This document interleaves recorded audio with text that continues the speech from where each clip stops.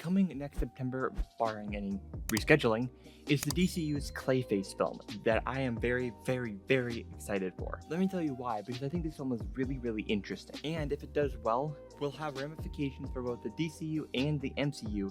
So with that, let's take a look at Clayface coming in 2026. So we know a few things about the new Clayface movie. First, the movie is going to be based on the two-parter episode from the Batman animated series called Feet of Clay. The storyline in those 2 episodes is that Clayface is a Hollywood actor who actually uses some sort of clay in order to change his appearance, which basically turns him into Hollywood's #1 actor. It's honestly a very, very, very horrifying idea to me personally, but the story is really interesting, so I'm excited to see it, but still, it's a very scary idea. The other thing we do know about this movie is this is a straight-up horror movie. This movie is a horror movie, and that is the #1 thing that I think will change and make this movie so different from other superhero films. This movie is going to be a genre film. It's not going to be just a generic superhero film, but it'll be entirely a horror picture. What I think will change the superhero genre from this film, I think this movie, if it does well, will allow the Marvel Cinematic Universe to actually make superhero films that are of a certain genre, whether drama, thriller, bank heist, whatever it might be. Clayface, I think, has the opportunity to be the first film in kind of the whole of the superhero genre. I know you can kind of say this movie's that genre and this movie's that genre, but I think this movie might be the first, at least in a long, long time, to be a very specific genre. The other thing that I'm really, really interested besides all that stuff is if Batman will be teased or at least somewhat mentioned, which would be the first time in the DCU that Batman is mentioned.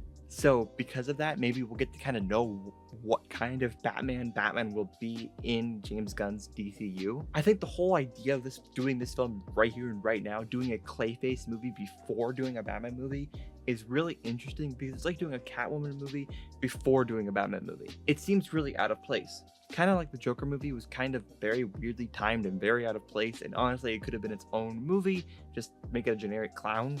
So to kind of sum everything up, I think Clayface is going to mark the beginning of a shift in the superhero genre, and that will change everything that you can kind of do inside the genre, and hopefully will allow more people to do more kind of interesting things with these comic book characters. Hopefully the movie will be successful and more people will take notes that you can be interesting and individual while being a part of a major kind of franchise. And that the superhero craze needs more good movies, not just good superhero movies, which for very, very many years, it's been just good superhero movies, not good movies. In my opinion, at least. Good superhero movies are pretty good. I like them a lot.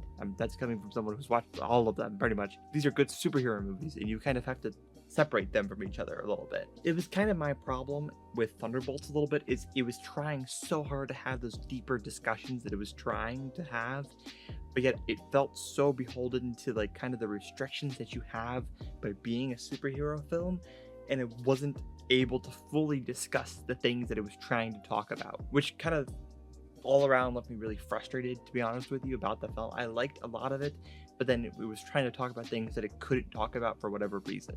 So what do you think about the Clayface movie coming out next year? Do you think it'll be good and spark a revolution in the genre? Or will it simply muster out and nothing will change?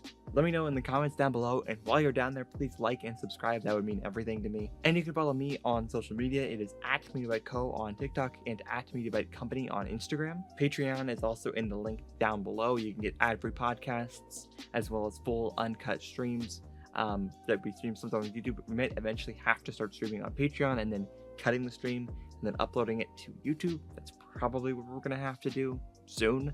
But for now, full uncut streams are on Patreon. So listen to all the podcasts on the Media by Podcast Network. Search in Media by Podcast Network into all of your favorite podcast apps, hopefully. If it's not, tell me and I'll fix that. And then with that, I will see you in the next one. Peace.